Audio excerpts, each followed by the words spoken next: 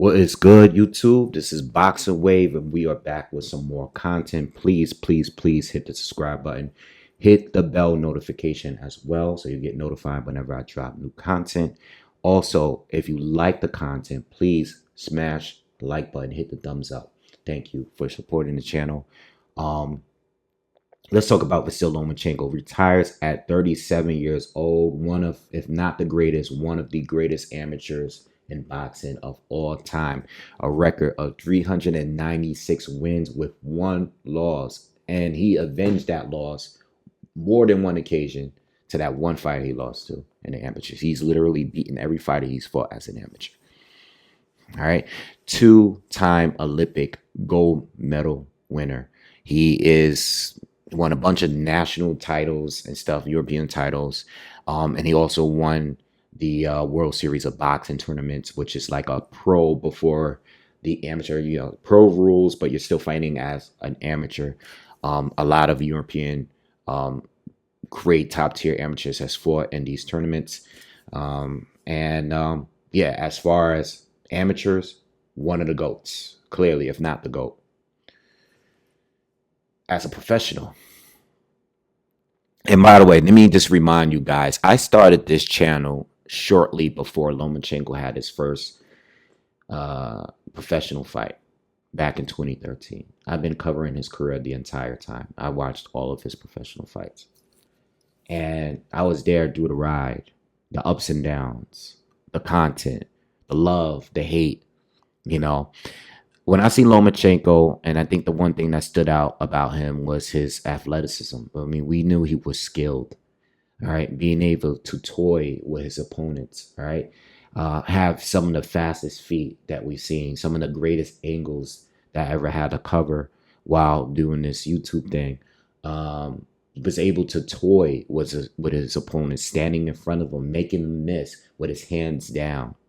All right, it was just a great time. All right, it was a lot of fun watching these fights. 3-division champion, okay, unified at 135. All right, started at 126 featherweight, won a title there, moved up to 130, won another title, went up to 135, was able to hold 3 titles at the same time at 135 and ended his career at 135. I believe that he's going to be a Hall of Famer. I believe he should be a Hall of Famer. And, just a great career. A great career, at the time he was boxing, I think that he was one of the pound for pound fighters best out there. There was a lot of other people fighting during that time still. I know at points he was rated at number 1. Now, whether or not you thought he was number 1 or not, that's a different story because there was a lot of great fighters at that time. You had Floyd was still fighting. Pacquiao was still fighting. Andre Ward was still fighting. We had Canelo Alvarez, still out there. There was a lot of other fighters. Guillermo Rigo was still out there, and still very good. There was a lot of great fighters. Triple G, there was a lot of great fighters fighting at the time. So whether or not you think he was number 1, I don't believe he was number 1. But I think he was definitely a top 5 pound for pound fighter, at his peak. Okay, I thought he was. So he was up there. Now, as far as his career, there was a lot of hype behind his career. And I understand as a promoter, if you're, being that he was with Top Rank, as a promoter, you're supposed to promote your fighter, whatever way that works.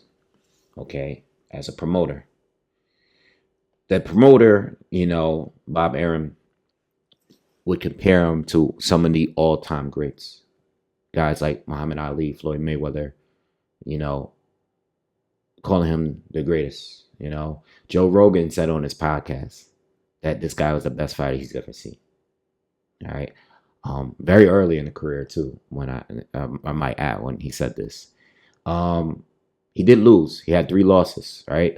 21 fights in total, 18 wins, I think 12 knockouts with 3 losses, right? 18 wins, 12 knockouts, 3 losses, 21 professional fights. Got a title shot in his second pro fight against Orlando Salido. Now, when it comes to that kind of thing, it's a lot of privilege that comes with that. There's a lot of great fighters out there that were amateurs, guys that won multiple titles, uh, Olympic, gold medals. You know, there's a lot of them out there. Not everyone got a title shot in their second pro fight. Well, let me tell you one thing. Not everybody got a title shot in their second fight, but not everybody lost that title shot and then went on to fight for a title against a different fighter for a different title in their very third fight, their next fight. That's crazy to me. Losing a fight and getting another title shot against someone else in the very next fight. Salido. I remember that fight. Salido was the champ. Lost the belt on the scales before the fight. So the belt was not on the line for Salido. It was only on the line for Lomachenko. Blew up to welterweight. Came in. That's like 147 that night. Low blowed Lomachenko to death. To me, Salido, and watching Lomachenko for years later, Salido, outside of the low blows, Salido gave the blueprint on how to beat Lomachenko. Because as athletic as he was, Lomachenko swarms you. You know, once he gets into a good rhythm, once he gets in range, you know, he's not a long range guy. He's a mid-range, short range guy. Once he gets in, he's stepping around you, using these angles, and he's popping you with shots from all over the place. Once he's in there and you can't stop him because you're in a state of confusion, you're done. Salido went to the body, but going to the body, it also involved him just going low. And as good as Lomachenko was as an amateur, he shows his inexperience there, because that is when you do what Usyk does. When you go low, you stop, you look at the ref. This guy's hitting me low. That is what an experienced professional fighter does. You don't continue to allow it to happen. You know what I mean? And not every punch was low, but there were a lot low. But what I will say is that Lomachenko, in my opinion, did not win that fight. He didn't win the fight. Did Salido cheat? Yeah. Did the ref do a great job? No. Did Lomachenko say much? I don't think so. I thought he should have said more while it was happening. But Loma didn't win the fight to me. He just didn't do enough. He rallied late, but at that time he gave too many rounds away. He never had it going in that fight. And I think his lack of experience. But I think that loss made him a better fighter. And I think when he went on to fight Gary Russell Jr., who was undefeated at the time, I saw a different Loma. He started off a lot faster. I liked that Loma. I remember doing a video on that that fight, a breakdown. I was wrong. I picked Gary Russell based on Lomachenko's performance against Salido. Lomachenko was a different guy in that fight. He didn't waste no time. And Gary was undefeated at the time. And Gary went on to still have a good career. It didn't unify, but he held the title, had a lot of title defenses, fought some good fighters. He didn't just fall off after Loma beat him. Loma beat him. And now Loma was champion in his third fight. So he had a few more fights, moved up to from 126 to 130. Things started to get a little better.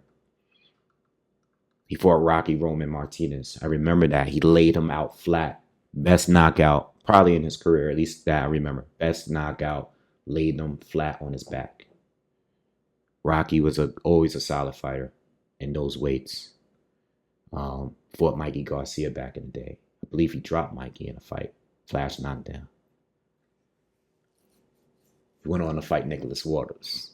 Nicholas Walters, the Axeman from Jamaica. Knocked out Nonito Donaire down at 126. Big power. Loma that night turned into the Matrix, because Nicholas Walters didn't know what to do. The guy's footwork was just insane. Walters was too flat-footed. All he can do is cover up, while Lomachenko just hit him with flurries all night. The guy quit. Walters undefeated quit. Couldn't take it. I think the same thing happened to Jason Sosa in the next fight. Just retired. That's when he started becoming No Mas Loma, because he just started making guys quit. They got too frustrated. Couldn't do nothing. Started beating guys like Miguel Mariaga. Good wins. So at this point, the hype was on the crazy level. This is when all the, Muhammad Ali talk and him, the Loma fanatics was going crazy. I was there. I remember. I mean, at this point, I'm hyped too because he looks like one of the best fighters in the world. Guillermo Rigo.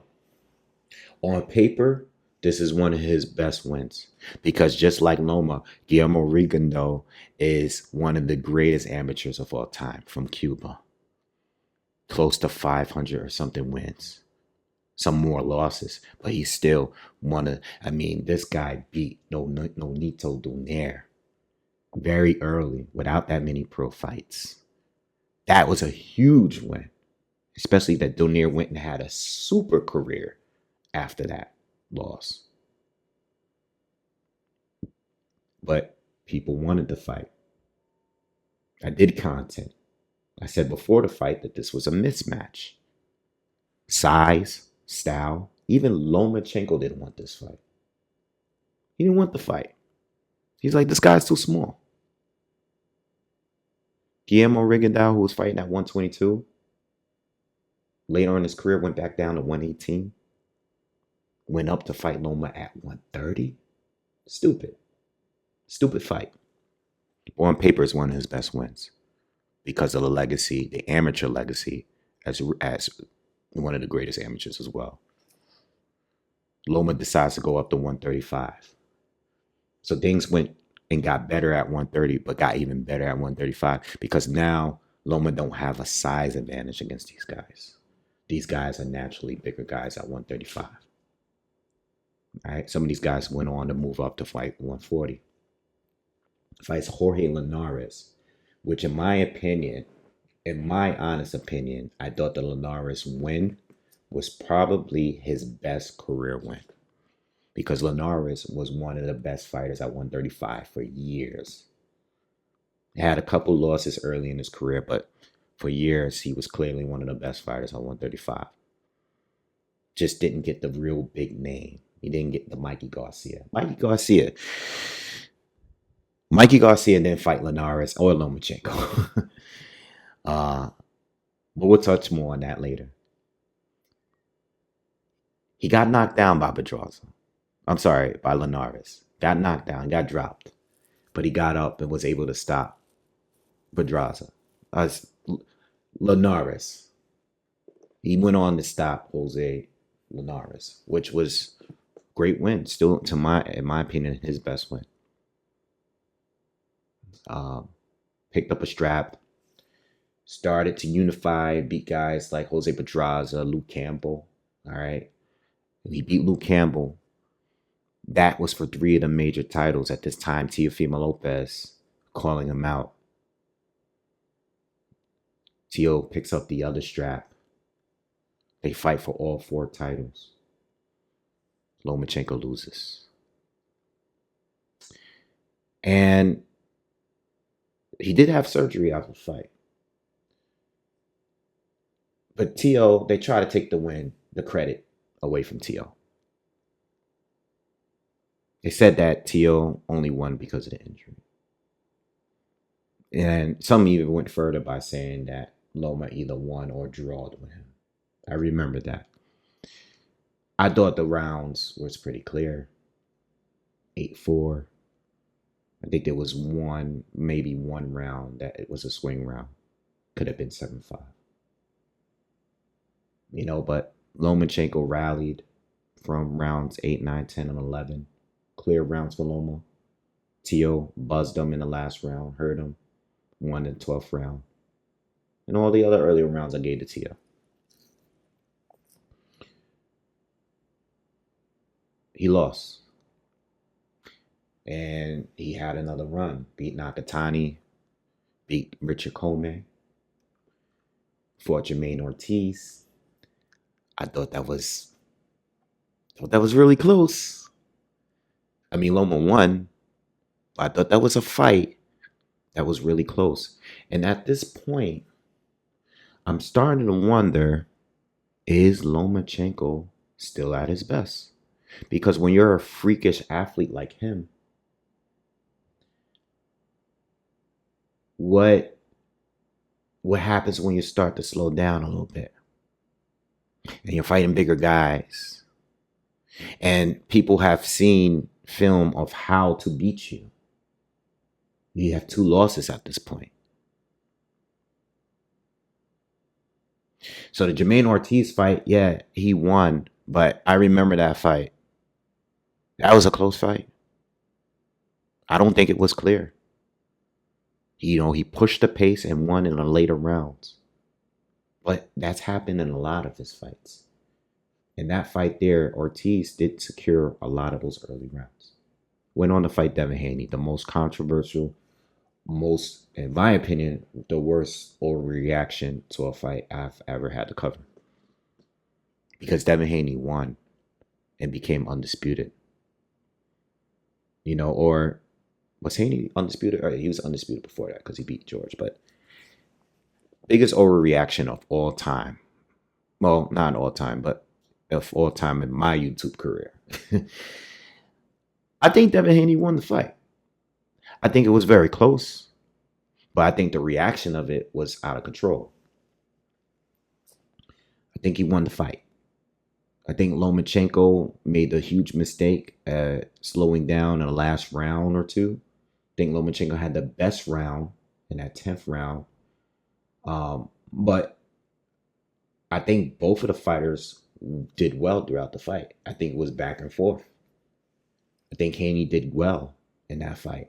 I don't think it was as clear as Teofimo, but I think Haney edged it. And I know a lot of you are not going to like it. I don't really care. I think that Lomachenko fans don't believe that he lost any of these fights. I know he doesn't believe he lost any of these fights. And that's fine. But he lost to Devin Haney, and officially. And this one really hurt. This really sent him back. And plus what was going on between Russia and the Ukraine sent him back a little bit. He wasn't active like that for a little bit. He comes back, fight George Kambosos for a vacant IBF strap, and stops George Kambosos. The first to stop George Kambosos in the 11th round. And that was last year, and he's retired. Okay. All right. Few things.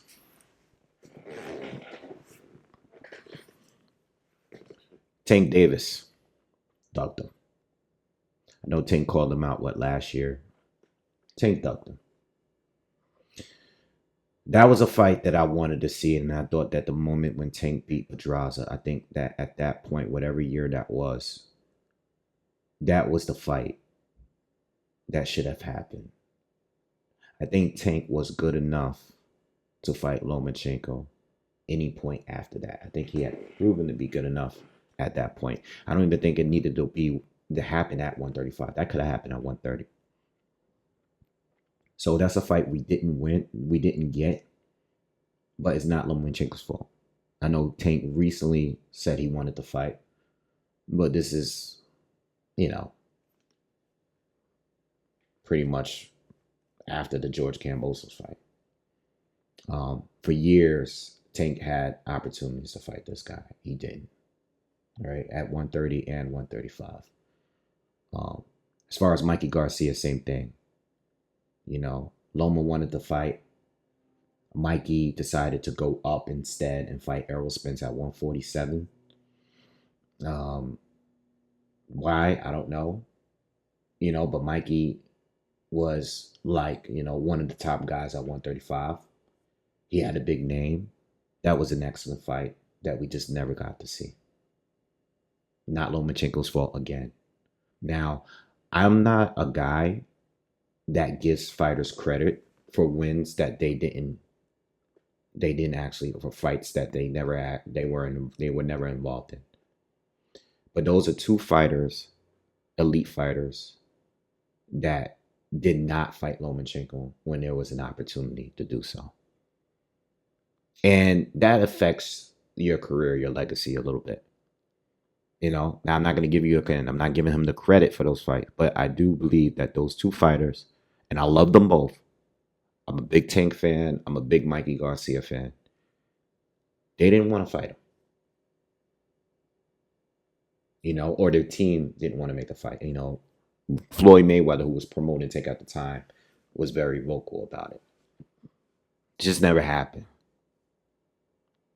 And even though Loma recently didn't take the fight, he basically retired. you know. And even though he beat George Kambosos, he's definitely not in his prime right now. At 36 or 37 years old. It is what it is. So I think that's like one of the main things that, really could have pushed his career even further. But I still believe that he is a Hall of Famer. I do believe that, he's definitely one of the greatest fighters of his generation. He's definitely one of the greatest amateurs of all time. But I think what hurts his career is the excuses. Fans are going to be fans. There's always going to be an excuse for his losses. There's always going to be an excuse for when he struggled. The guys were too big. Well, he's a 3 division champion. You know what I mean? He was bigger than the guys he fought. Some of the guys he fought at 126 and 130. That's part of the game. At 135, you were just fighting some guys that was at your size or maybe a little bit bigger. That's part of the games. We got 4, 5, 6 division champions out there. You on your third. We can't just keep rolling what the guys were bigger. Well, the guys were bigger for a lot of fighters. You know what I mean? Crawford, Canelo, like these guys fought and destroyed fighters that were bigger, like really bigger. You know what I mean? So I don't like the excuses. And I think outside of the third fight title shot after coming off of a loss, I don't like the way the promoters would try to hide his loss to Salido. People would really try to. I expect it from the fans. I didn't like it from the promoters. All right, they would try to broadcast his resume or his record on their or on ESPN as if it was a draw instead of a loss. To make it look like he was undefeated because he had so many fights after that loss. They try to make it seem like it wasn't happening. People really, the majority of fans weren't following Lomachenko when he lost to Salido because he had a great streak. He didn't lose all the way into 2020 with Teofimo. So it was like they try to make people forget that loss, which is no, it's a loss. A loss is a loss. In a fight that I didn't believe he won. And that's what the overhype comes from. Things like that. Things like that. If everybody or anyone that owns a level of an amateur or close to it as like him, and they got a title shot as early as he did, we might get some champions to, really, really early in their career champions as well. Other guys. So with all that being said, there's a lot of ups and downs. There are criticisms, but the resume is good. Kambosos, Haney, Teofimo, Luke Campbell, Pedraza, Linares, Guillermo Rigo, Nicholas Walters, Gary Russell Jr., Orlando Salido. These are really, really good fighters in their primes. You know what I mean? Some great. Some of them have been in the conversation of pound for pound. And I know he didn't beat all of these guys. Yeah, the very best guys. Well, 2 of the very best guys he beat, Haney and Lopez. He lost those 2 fights. But Gary Russell, undefeated. Nicholas Walters, undefeated. Linares, defending champion for a very long time. Rigo now, even though I didn't really like the fight, undefeated. These are good wins. Luke Campbell, good fighter. You know what I mean? Like, these are good wins. Nakatani, good win. These are good wins. Jermaine Ortiz, undefeated. Hey, these are good wins.